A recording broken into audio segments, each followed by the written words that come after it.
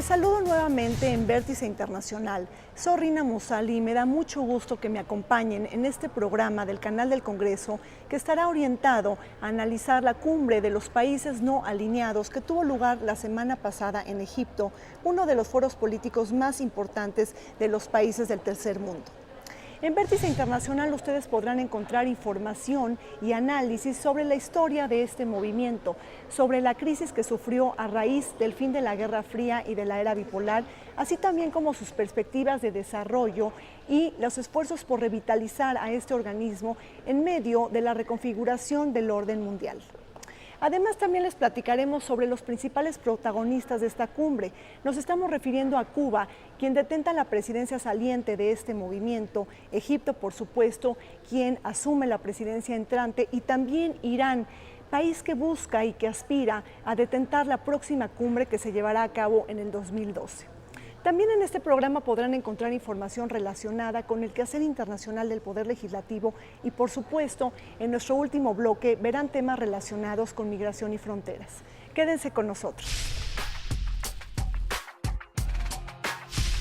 El Movimiento de Países No Alineados es una agrupación de estados que durante la Guerra Fría no tenían alianza formal con ninguno de los dos bloques hegemónicos, el capitalista, liderado por Estados Unidos, y el comunista, dirigido entonces por la Unión de Repúblicas Socialistas Soviéticas. Tiene como antecedente originario la Conferencia Afroasiática de Bandung, Indonesia, celebrada en 1955, que reunió 29 jefes de Estado para identificar y evaluar los problemas mundiales del momento, a fin de desarrollar políticas conjuntas en las relaciones internacionales. 6 años después, en 1961, se estableció el Movimiento de Países No Alineados en la primera Conferencia Cumbre de Belgrado, a la que asistieron 25 países, principalmente nuevos estados independientes. Cuba fue el único país americano participante en calidad de miembro. Los objetivos primarios de los países no alineados se enfocaron en el apoyo a la autodeterminación, la oposición al apartheid, la no adhesión a pactos multilaterales militares, la lucha contra el imperialismo en todas sus formas y manifestaciones, el desarme, la no injerencia en los asuntos internos de los estados, el fortalecimiento de las Naciones Unidas, la democratización de las relaciones internacionales, el desarrollo socioeconómico y la reestructuración del sistema económico internacional. La desintegración de la URSS en 1991 exigió de la Organización de Países No Alineados una nueva definición de su papel en un mundo en el que ya no existía la rivalidad ideológica y militar entre dos bloques. La defensa del multilateralismo, de los principios que rigen al derecho internacional, las relaciones entre los estados, así como el mantenimiento de la paz y la seguridad internacional, constituyeron razones más que suficientes para preservar y fortalecer el movimiento de los países no alineados. A partir de entonces, la organización ha centrado su atención en temas como la globalización, el comercio justo o la deuda externa de los países en vías de desarrollo. El Movimiento de los Países No Alineados se ha configurado como un foro de coordinación y de concertación política de los países llamados del tercer mundo, que pregonan una neutralidad activa en las relaciones internacionales a pesar de sus diferentes posiciones políticas e ideológicas.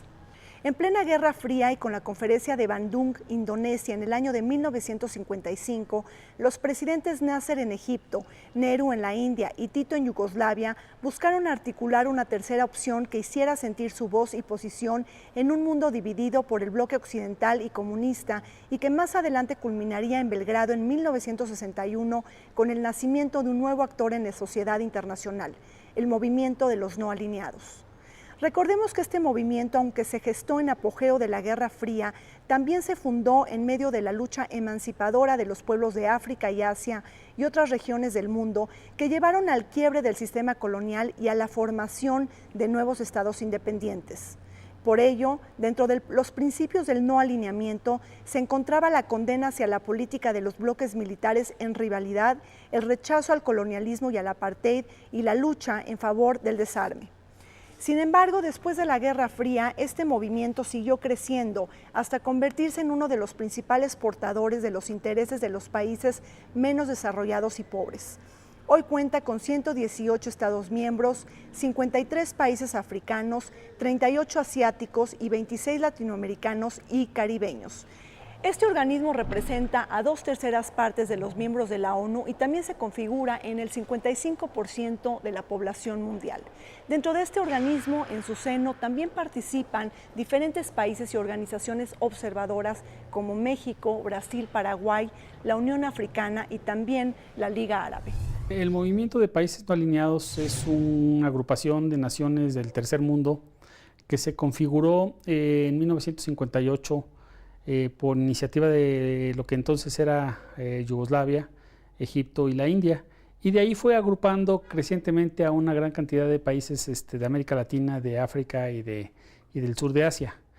En ese contexto el movimiento trataba de forjar una alternativa que no fuera ni capitalista ni socialista. Es cuando se llaman no alineados porque ellos decían que trataban de escapar de la órbita de la conflagración entre el capitalismo y el comunismo entre la Unión Soviética y Estados Unidos.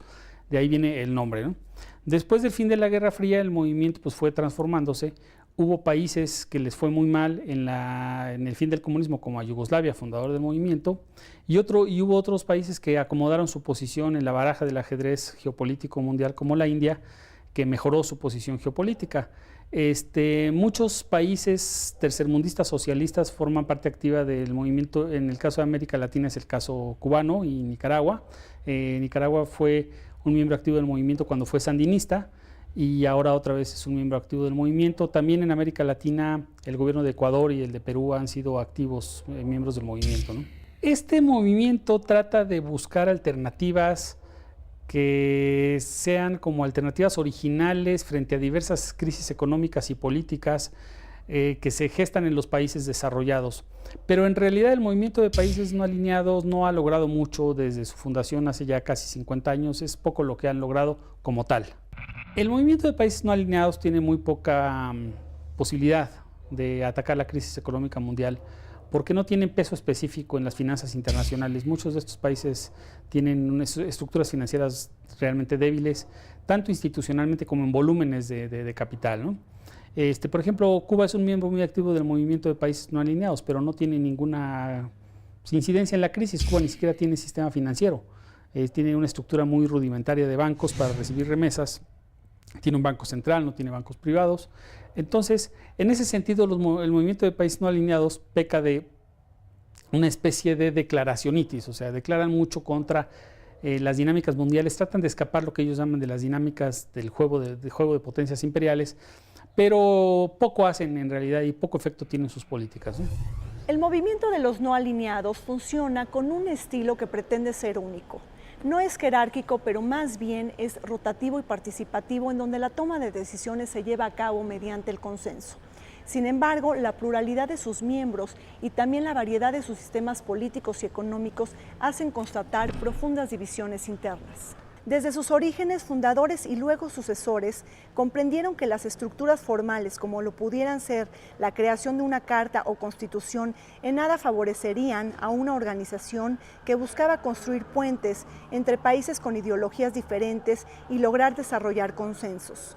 No obstante, las cumbres en las que participan los jefes de Estado y de Gobierno cada 3 años son conducidas por la llamada Troika, integrada por el presidente saliente, en este caso el cubano Raúl Castro, el presidente entrante, el egipcio Hosni Mubarak, y el que asumirá la presidencia siguiente en el 2012, el presidente de Irán. Bajo este contexto, la cumbre celebrada en Egipto, en Sharm el-Sheikh, el pasado 15 y 16 de julio, fue una ocasión para que estos países se expresaran por un orden mundial más justo y ante temas como la crisis económica global, el conflicto palestino-israelí y la condena al golpe de Estado en Honduras. Precisamente el presidente de la República Dominicana, Leonel Fernández, expuso ante la cumbre de los países no alineados la situación que actualmente prevalece en torno a Honduras, tras el golpe de Estado que depuso al presidente Manuel Zelaya y que quebró la constitucionalidad y la institucionalidad en ese país centroamericano. Los pasados 15 y 16 de julio, en la ciudad egipcia de Sharm el-Sheikh, se llevó a cabo la 15ª cumbre del Movimiento de Países No Alineados, cuyo objetivo fue buscar una mayor solidaridad entre los países en desarrollo, abordándose asuntos de índole internacional y regional. En dicha cumbre, a la que asistieron más de 50 jefes de Estado y de gobierno de naciones no alineadas, se abogó por la necesidad de conformar un nuevo orden económico y financiero internacional que conceda más espacio a los países en desarrollo e insistieron en preservar los valores humanos para conseguir la dignidad y la paz. Expresaron su firme rechazo a la adopción y aplicación de medidas coercitivas unilaterales y extraterritoriales, tales como el bloqueo económico de Estados Unidos contra Cuba, y se solidarizaron con la causa de Palestina. Los dignatarios también se pronunciaron por declarar el 18 de julio como el Día Internacional Nelson Mandela, en ocasión del onomástico del destacado luchador anti-apartheid. Al clausurar la cumbre, el presidente egipcio Hosni Mubarak declaró una resolución en la que se insta a un mundo multilateral para afrontar los distintos problemas que afectan al planeta. El documento expresa la condena a las sanciones económicas unilaterales u otras medidas ilegales contrarias al derecho internacional que buscan ejercer presión sobre países no alineados. La declaración subraya que bajo ninguna circunstancia, ningún pueblo debe ser privado de sus propios medios de subsistencia y desarrollo. Asimismo, propusieron mejorar los índices de salud a las naciones en desarrollo, la cancelación de la deuda externa, multiplicar la solidaridad y la cooperación como vía para solucionar los problemas de desarrollo. Casi de manera unánime, los países no alineados se plantearon como propósito intensificar los esfuerzos por prevenir las guerras, la participación de todas las naciones en la búsqueda de salidas a problemas de la humanidad, de manera particular a las crisis económica y financiera global, alimentaria, energética y ambiental. Los líderes del movimiento de los países no alineados acordaron que la próxima cumbre, a efectuarse en 2012, se realice en Teherán, capital de la República Islámica de Irán. En contra de los pronósticos que auguraban la desintegración precisamente del movimiento de los países no alineados a consecuencia del fin de la Guerra Fría y de la era bipolar, hoy los retos que se le abren a este organismo es precisamente su revitalización y su capacidad de adaptación frente a los grandes cambios mundiales. La crisis que padece esta organización y que se puso en evidencia desde la Conferencia de Yakarta en 1992 se explica en gran medida por el derrumbe del bloque soviético que hizo que este movimiento perdiera su razón de ser, además del surgimiento de conflictos bélicos entre algunos de sus miembros y la falta de redefinición de sus principios. Actualmente los expertos señalan que el mismo nombre de no alineados es anacrónico y no corresponde a la lógica del actual contexto mundial. Aun cuando este movimiento contribuyó de manera significativa con el proceso de descolonización y con la lucha emancipadora, sus países miembros poseedores de regímenes políticos heterogéneos también lo han imposibilitado de unificar posiciones y criterios para pronunciarse en temas actuales como la democracia y los derechos humanos. Esta debilidad congénita ha hecho que este movimiento pierda fuerza y protagonismo en el escenario mundial, además de tomar en cuenta que también existe el G77, otro organismo paraguas de los países en desarrollo que ha cobrado importancia principalmente en materia económica. Las actuales demandas de este movimiento son la defensa de las bases fundacionales de la ONU, la reforma al Consejo de Seguridad, un incremento en la ayuda oficial para el desarrollo, la solución pacífica de las controversias y, por supuesto, la no intervención en los asuntos internos. La ONU, como es una agrupación de países y la ONU tiene la obligación de tener relaciones con todos los países que se conformen, pues le da apoyo, pero más básicamente el movimiento de países no alineados tiene incidencia en la ONU a través de la Secretaría General. Entonces la ONU tiene que escucharlos, tiene que recibir sus demandas. Se puede identificar la ONU con algunos de los planteamientos del movimiento de países no alineados, pero interactúan de forma diplomática, pero no más allá, ¿no? México siempre se negó a participar en el movimiento no alineado. En alguna ocasión tuvo acercamientos con el movimiento de países no alineados en la época de José López Portillo, pero nunca logró cuajar su inserción en el movimiento de los no alineados, y México en el mundo se considera alineado, se considera al bloque NAFTA, se considera al parte de América del Norte, y en ese sentido pues los no alineados tampoco lo buscan mucho a México, ¿no?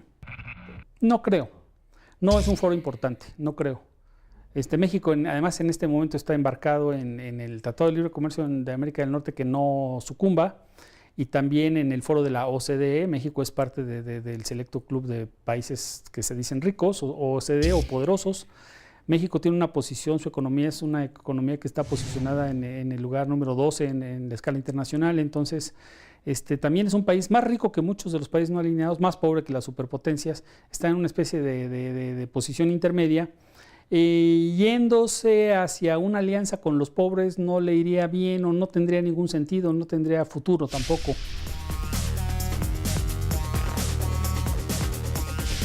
Realicemos nuestro tradicional recorrido informativo por los 5 continentes del mundo. América.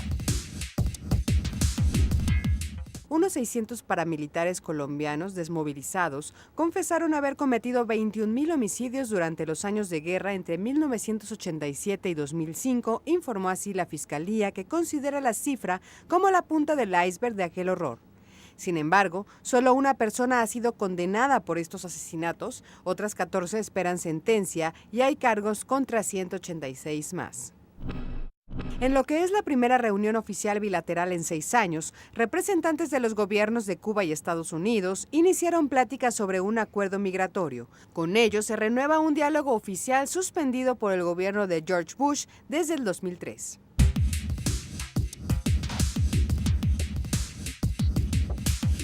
Europa.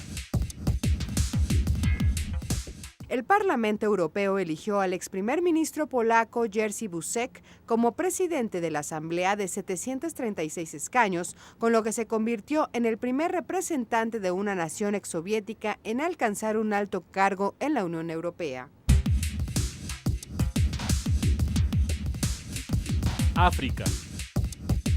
Piratas somalíes capturaron un barco indio y a sus 11 tripulantes antes de utilizarlo como barco nodriza para atacar sin éxito el buque petrolero saudita Sirius Star en el Golfo de Adén.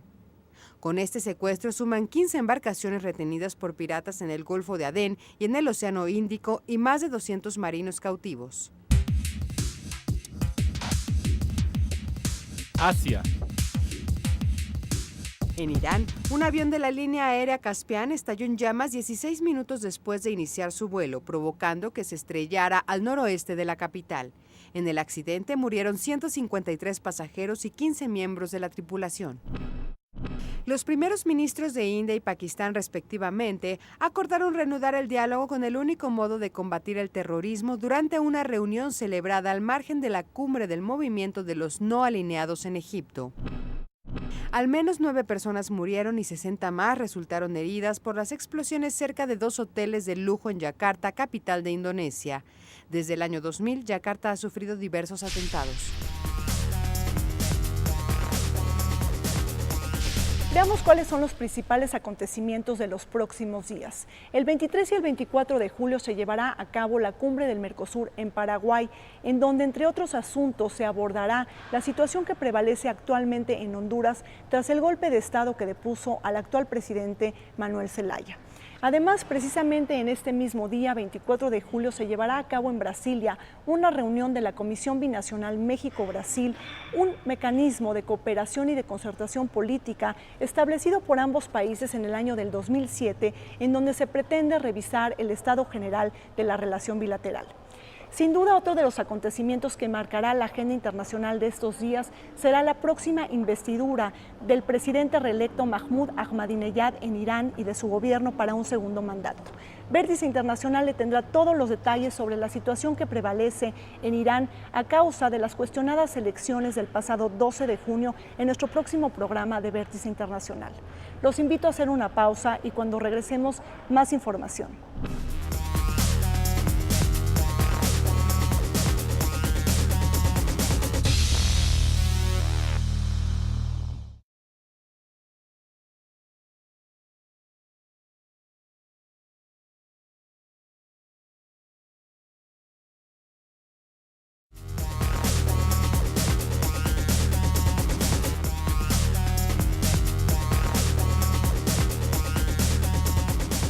Usted está enterado de las decisiones y de las posiciones que nuestros legisladores toman frente al exterior y de la interacción de nuestro Congreso de la Unión con otros parlamentos del mundo.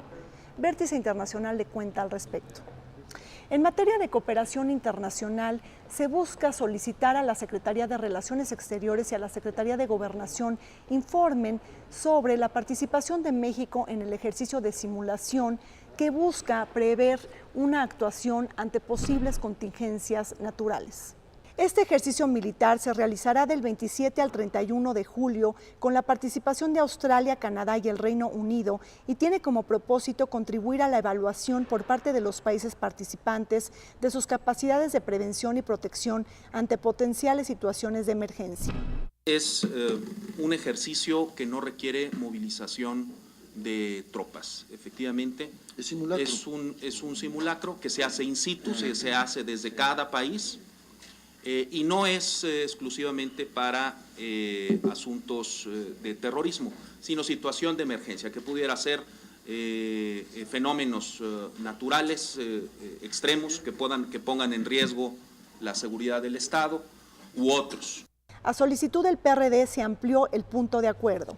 Que pudiéramos solicitar, agregando un punto más, a la Secretaría de Relaciones Exteriores o a quien designe de funcionarios, ¿sí?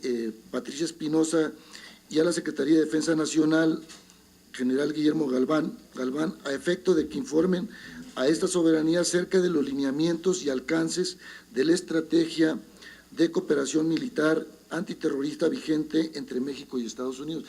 Las demás fracciones parlamentarias se pronunciaron a favor de la participación de México en este ejercicio que se realizará sin salir del país y que servirá para capacitar al ejército mexicano. Ciertamente el llamado lo hace Estados Unidos, pero también participará ahí Canadá, participará ahí Australia, el Reino Unido.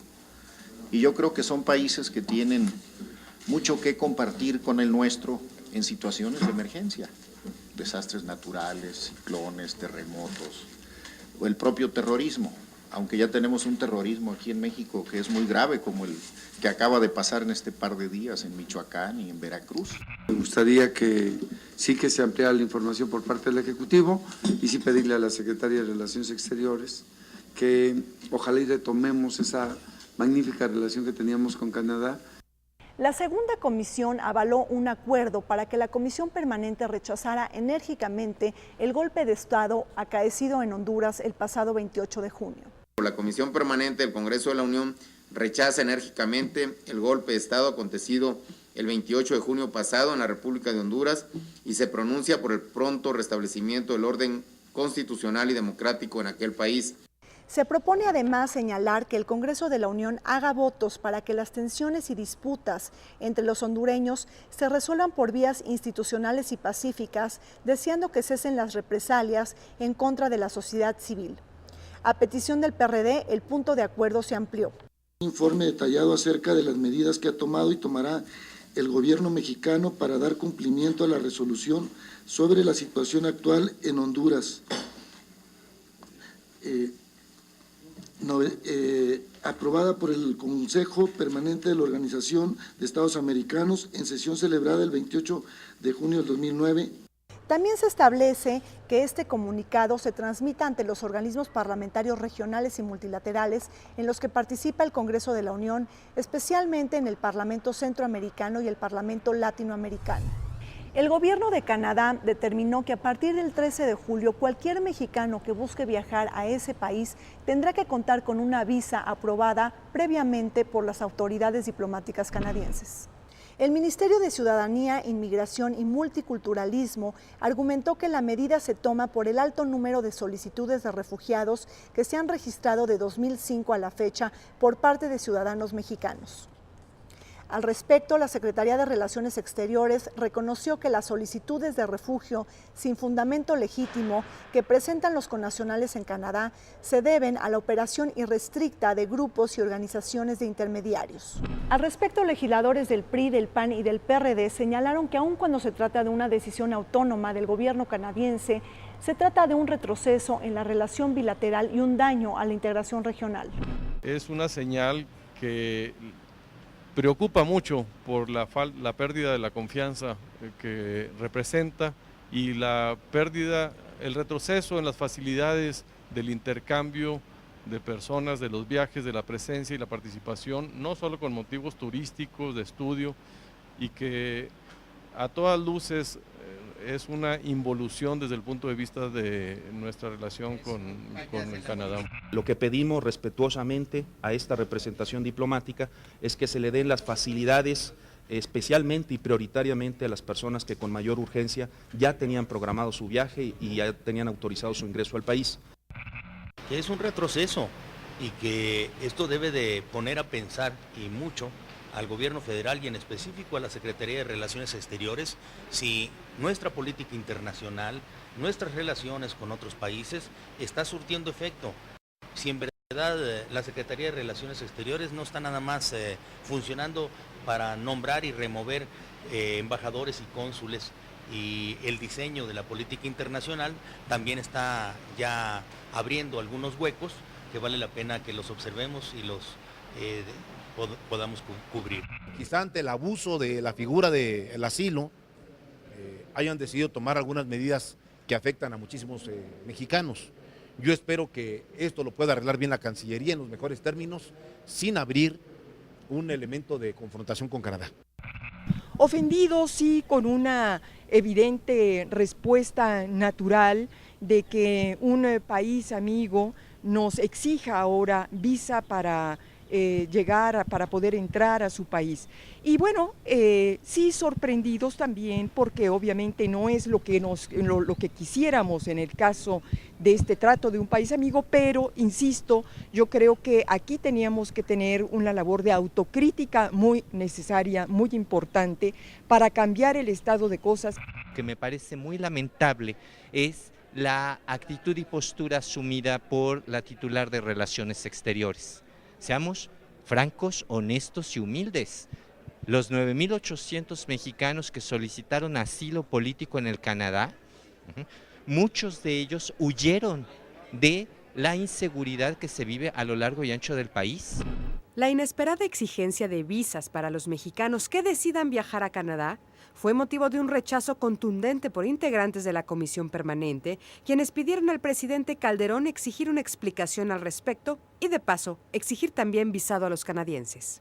Lamenta la decisión unilateral del gobierno canadiense de establecer visados de entrada a los ciudadanos mexicanos y exhorta al titular del Poder Ejecutivo Federal para que a través de la Secretaría de Relaciones Exteriores impulse acciones orientadas a la modificación o suspensión de esta medida.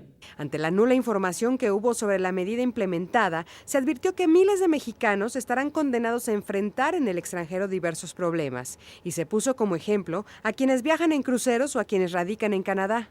¿Qué va a pasar con nuestros connacionales? Están ya ellos en Estados Unidos. La embajada de Canadá en Estados Unidos no hace el trámite. Ellos ya están allá. Si no se trepan al barco, pierden el 100% del gasto que hicieron. Hace unas horas la embajada de aquel país ha señalado que los mexicanos que se encuentran en este momento en Canadá sin visa van a tener que retornar a su país. Este es un asunto urgente porque son decenas de miles y la Cancillería tiene que hacer su tarea en aquel país. Pero el enojo legislativo no solo fue contra el gobierno canadiense, sino también contra el desempeño de la Cancillería mexicana. He conversado con algunos embajadores, amigos personales, incluso del Servicio Exterior Mexicano, personal de carrera, y me ha dicho extraoficialmente que esta decisión tomada por Canadá fue hecha del conocimiento del gobierno mexicano ya hace varias semanas, pero que no quisieron darla a conocer para que no afectara el proceso electoral. Que de acuerdo a las declaraciones del propio embajador de Canadá aquí en nuestro país, señale que desde hace meses atrás le ha informado al gobierno federal sobre esta decisión a tomarse, que ha tomado por sorpresa a miles de mexicanos. Asimismo, se cuestionó el trabajo de la embajada mexicana en territorio canadiense. Se está haciendo aparecer que la decisión tomada por el gobierno canadiense ha sido una decisión unilateral. La realidad, compañeros senadores, compañeras senadoras, diputados, diputadas, es que la embajada mexicana en aquel país tenía conocimiento. Me parece que la embajada no hizo su trabajo y que esa responsabilidad que le dio el presidente de la República y con su ratificación el Congreso de la Unión ha sido a medias. El punto de acuerdo fue aprobado y se anexó un cuarto punto resolutivo por el que solicitaron también al Ejecutivo Federal solicitar al gobierno canadiense una prórroga de 45 días para echar a andar la nueva medida y avisar a mexicanos en Canadá para que tramiten su visa. La multiplicación de los vínculos que México sostiene con diferentes países del mundo también se ha visto acompañado de una intensa actividad con otros organismos internacionales. ¿Qué le parece si le damos a conocer el trabajo que realiza la Comisión de Relaciones Exteriores de Organismos Internacionales? La política de diversificación de las relaciones exteriores de México no solo ha significado la multiplicación de los vínculos con otros países, sino también su participación cada vez más activa en foros multilaterales y su ingreso a nuevas organizaciones internacionales. La Comisión de Relaciones Exteriores, Organismos Internacionales del Senado, tiene a su cargo el estudio, análisis y dictamen de los asuntos derivados de los compromisos del país en este ámbito. En términos generales, los asuntos a su cargo se refieren a la aprobación de instrumentos internacionales suscritos en el marco de los foros en los que el Gobierno de México participa, mismos que abarcan una gran variedad de materias, tales como derechos humanos, protección del medio ambiente, equidad y género, propiedad intelectual, telecomunicaciones, salud, entre otros temas. Asimismo, la Comisión analiza y dictamina la aprobación de los nombramientos diplomáticos a través de los cuales se designan los representantes permanentes de México ante los organismos internacionales. El proceso es cuando hay un tratado a nivel internacional y es firmado por México por medio del presidente en turno, en este caso el presidente Calderón, después pasa a el Senado para que en su caso se dictamine y sea ratificado. Mientras no sea ratificado por el Senado, no entra a tomarse como ley nacional. Por ejemplo, ahora está muy en boga que México va a entregar el informe de derechos humanos a la ONU. Entonces nosotros tenemos injerencia porque pues, al ser organismos internacionales, la ONU es un organismo internacional, pero también hacemos nuestra reunión invitando a la Comisión de Derechos Humanos porque pues es la comisión temática. Durante el tiempo transcurrido en esta 60ª legislatura, se han ratificado 26 instrumentos internacionales, entre otros la Convención Internacional contra el Dopaje en el Deporte, el Acuerdo sobre los Privilegios e Inmunidades de la Corte Penal Internacional, la enmienda de Beijing que modifica el Protocolo de Montreal relativo a las sustancias que agotan la capa de ozono, el Protocolo a la Convención Americana sobre Derechos Humanos relativo a la abolición de la pena de muerte y la Convención sobre los Derechos de las Personas con Discapacidad. Los tratados que ha firmado México, obviamente nosotros checamos, antes el Ejecutivo lo hace, pero nosotros también checamos que en el dictamen que se haga aquí no tenga ninguna injerencia negativa de ese tratado con nuestras leyes, empezando por la Constitución y siguiendo por las leyes generales. Y entonces nosotros checamos jurídicamente esta situación y entonces ya si no hay inconveniencia, ambas comisiones, según el tema, firman el dictamen, se pasa al Pleno y el Pleno aprueba y por lo tanto es ratificado el Tratado Internacional en el Senado para cumplir la legislación mexicana. Otros de los instrumentos internacionales ratificados durante la presente legislatura son las modificaciones de los estatutos de la Organización Mundial de Turismo, las enmiendas a la Constitución de la Organización Internacional para las Migraciones y la enmienda al anexo B del Protocolo de Kioto relacionado con el cambio climático. Sobre este último protocolo, el presidente de la Comisión de Relaciones Exteriores y Organismos Internacionales explica su proceso de modificaciones. Por ejemplo, Kioto, que es muy famoso para todos, que es la cuestión climática y medioambiental, pues cada vez que un país quiera ingresar a ese tratado, y que afortunadamente han estado ingresando muchos países, y ojalá que entren muchos más, pues se tiene que modificar el propio instrumento, porque los países miembros tienen que aceptar a ese país. Vayamos a un corte y cuando regresemos, Vértice Internacional le dará a conocer información y análisis sobre las fronteras de México.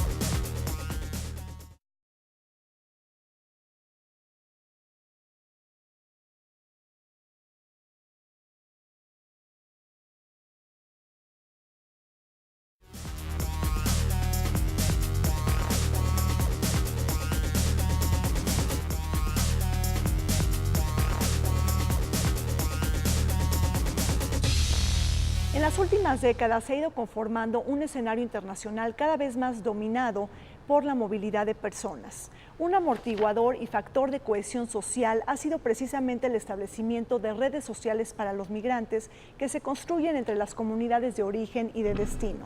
Las relaciones de parentesco, amistad y de identidad comunitaria han hecho que los migrantes cuenten con un primer apoyo moral y solidario y a través de los cuales los miembros de las comunidades interactúan y desarrollan sus actividades sociales, culturales, económicas y hasta políticas.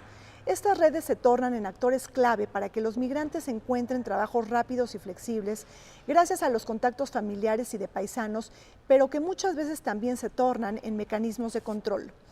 Estos espacios de organización social buscan activar su presencia en la esfera política de los países y principalmente en la toma de decisiones de los gobiernos locales, pero también tejen redes con los gobiernos de origen, convirtiéndose en puntos de encuentro y eslabones estratégicos aptos para cabildear, influenciar o bien negociar asuntos de interés demandados por sus países de origen.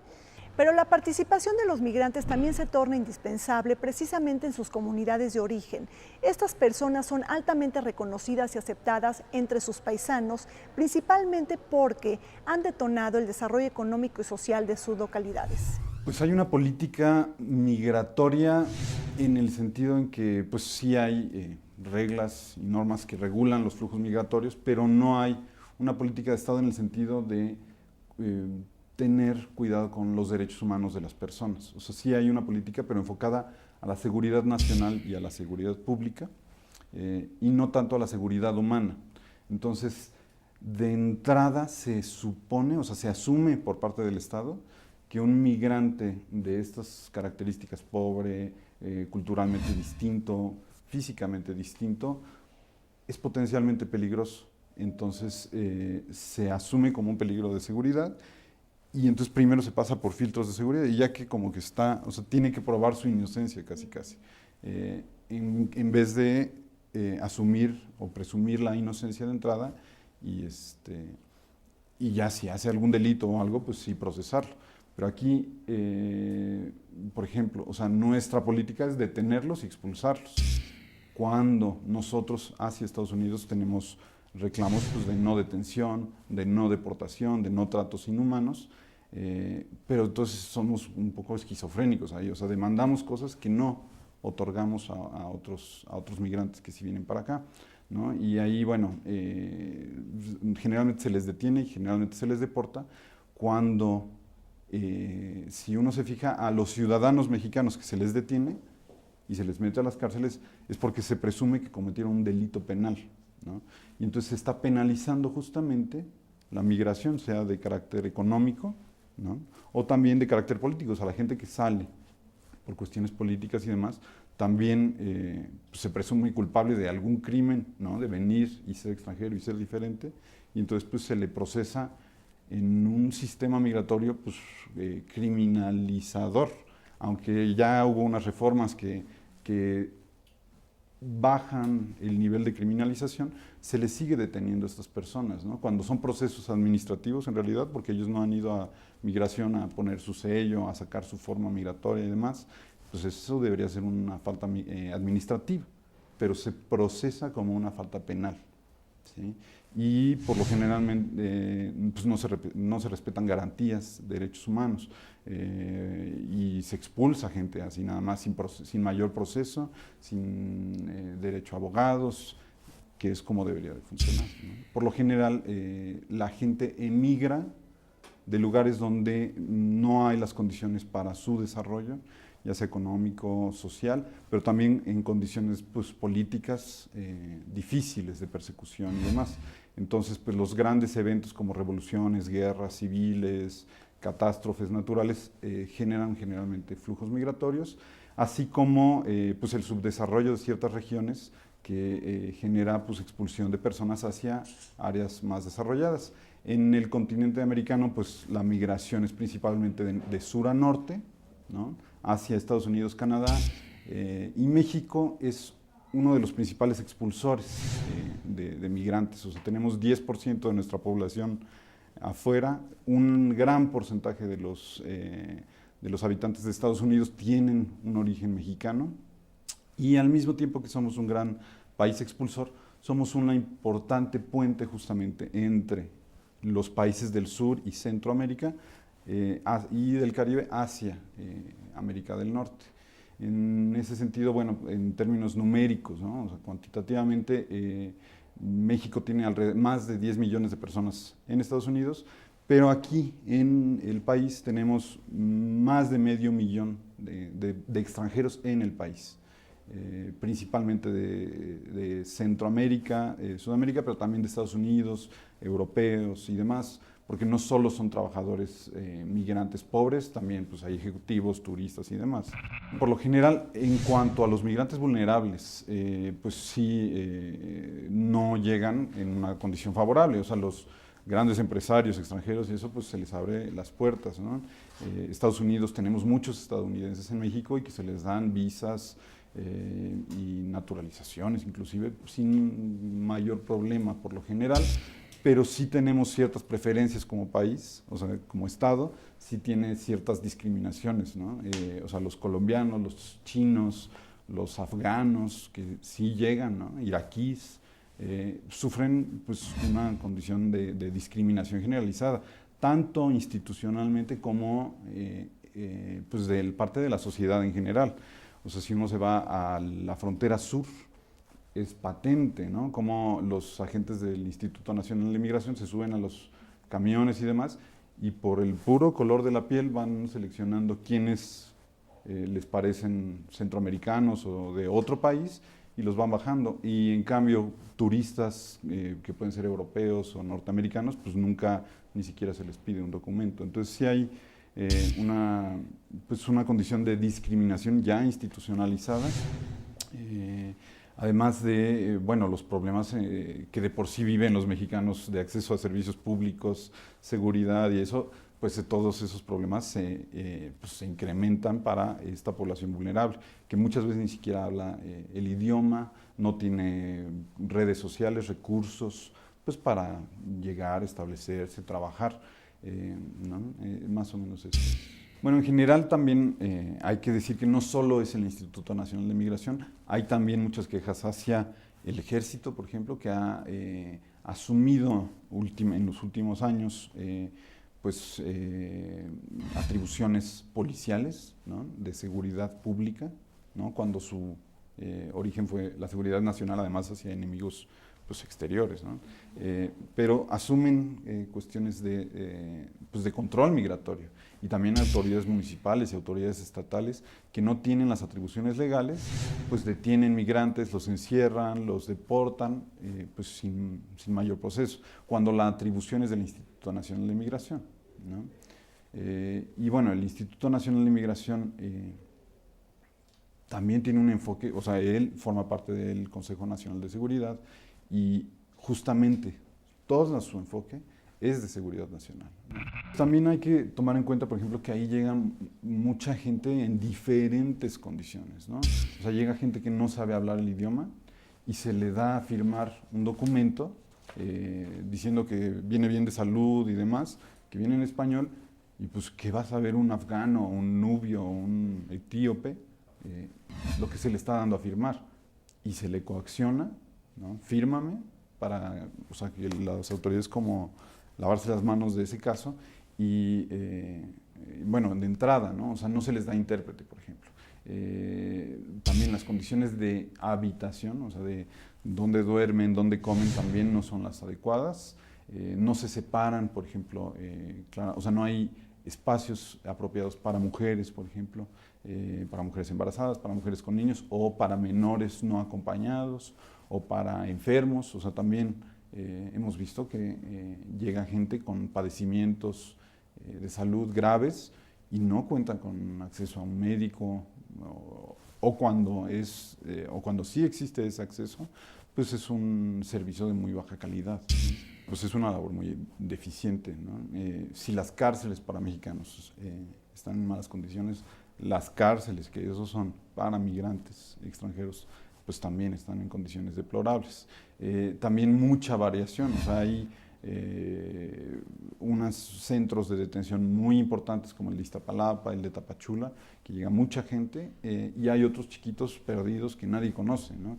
Entonces, en estos centros grandes, nosotros en Tapachula y en Iztapalapa llevamos a cabo un monitoreo general, pero también ahí es importante el uso de los recursos de la autoridad migratoria, ¿no? O sea, por ejemplo, ellos cotizan en su presupuesto,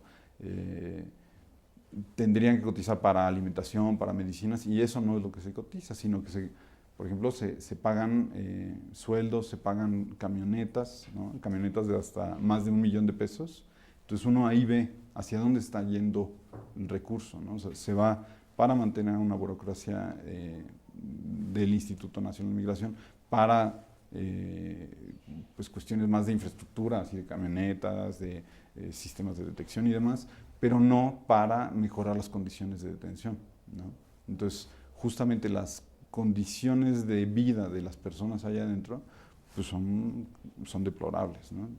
No tienen acceso a una alimentación digna, a salud, a educación, ¿no? Que son pues, derechos básicos, ¿no? Y ahí hay niños, mujeres, personas enfermas y demás que no reciben una atención apropiada. Muchas gracias por acompañarnos en este programa de Vértice Internacional. Llegamos al fin de este programa, pero los esperamos la próxima semana en el canal del Congreso.